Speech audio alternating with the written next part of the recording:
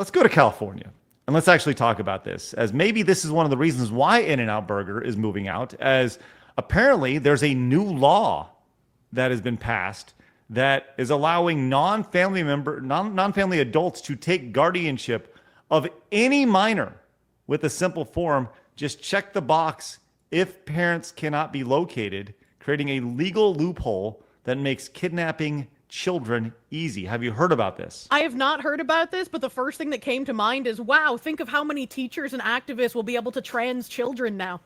Well, there we are. This is AB 495. It says, presto, someone walks away with your child. As California lawmakers recess for the summer, Assembly Bill 495, dubbed the Family Preparedness Plan Act of 2025, always the wonderful packaging on these things, sits poised in the Senate Appropriations Committee, otherwise authored by Assemblywoman Celeste Rodriguez. The bill claims to provide compassionate solutions for immigrant families facing sudden separations due to detention and deportation. Ah, yes. Oh, that is human trafficking 1,000%. There ain't no way. But critics, including attorneys, parental right advocates, okay, first off, this is silly. The idea that parental rights advocates need to exist is just silly to begin with. It is.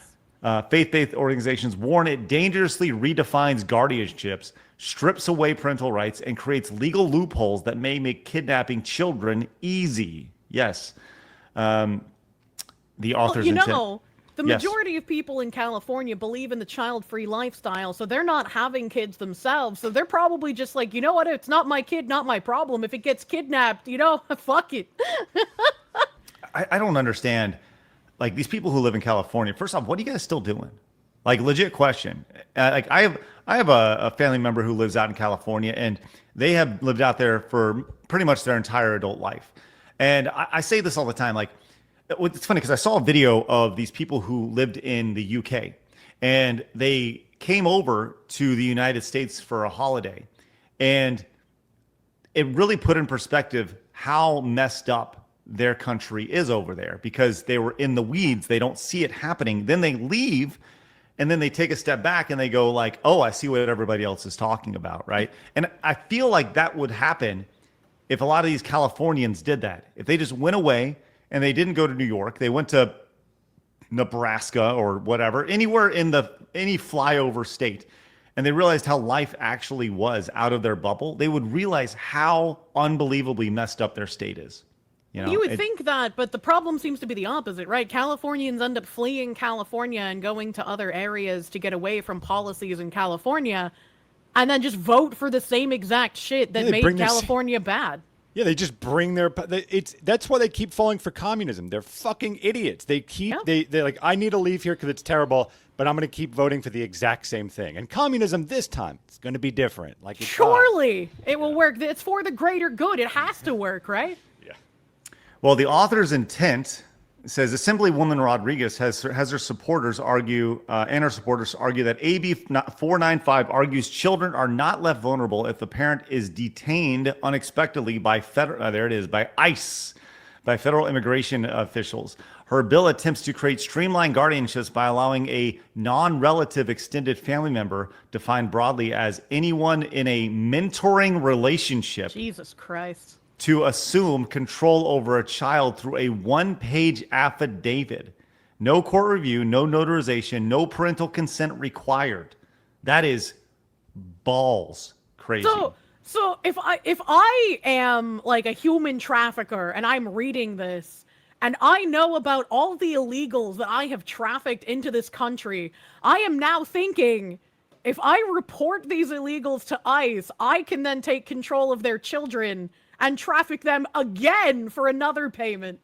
Yes, it's just so messed up. Rodriguez defends the bill by highlighting that existing tools like caregivers' authorization affidavits lack clarity and enforceability. She insists that AB 495 enhances child welfare by giving caregivers legal recognition and child access to essential services without unnecessary disruption. Aaron Friday, an attorney and president of Our Duty USA, a parent-led advocacy group, called AB 45 a child traffickers and kidnappers' dream bill, No background check, no welfare check, no court oversight, no verification. All you need is a piece of paper and some form of identification with no obligation for the adult handing the child over to verify the identification. And presto, someone walks away with your child. California wants to let someone that is not related to your child remove them from her school, enroll her in any school in the state, authorize any medical treatment for her, including mental health services and drugs, without parents' notice or knowledge of consent. This is not fear mongering. I'm not being hyperbolic. These are unintended consequences. The unintended consequences are terrifying and they're unavoidable. I think. Right. I don't think that this lady who's writing this bill is thinking that these are she's not intending for this stuff to happen, but it's going to happen.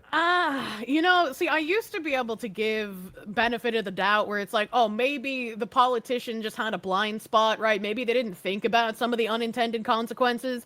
But where this is a Democrat and where this falls in line with a lot of like their other shit about removing parental rights, I can't imagine that this is unintended.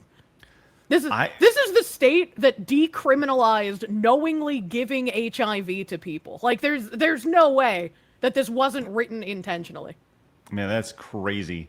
As a parent, this is infuriating to see. And I think that's where when you mess with kids, that's when parents get involved. And I can't imagine this ever passing. Right? If it's legally voted on, if the parents in California are not heard by the time this actually goes to vote, and this isn't just like swept way out of the way, I'll be shocked. I can't imagine anyone being like, yeah, I'd really like my child to be taken away from me by, Uncle No, I Rico, can't imagine any of the people voting for this, but I'm sure the politicians will push it through anyways, and it will magically get enough, support or whatever.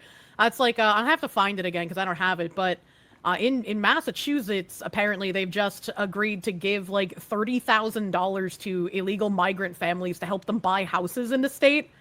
One of the states with like the highest real estate property. Not like I can't even express how angry I am at that kind of shit. Like Democratic politicians in power. We can talk about how bad Republicans are, right? But Democrats literally just hate Americans at this point. Like there's no way around it. That's rough, man. Rough. Daniel says, wow, sounds like a very bad law that, of course, will be abused by woke agenda pushers. Yeah, 1,000%. 1,000%. GS Wolfwood says, just when you think California can't sink any lower, and then they do this. We should already revoke their statehood and turn the entire place into a prison already. We're growing. Grow with us. Hit that subscribe button. Don't make it weird. Not like that. That's weird.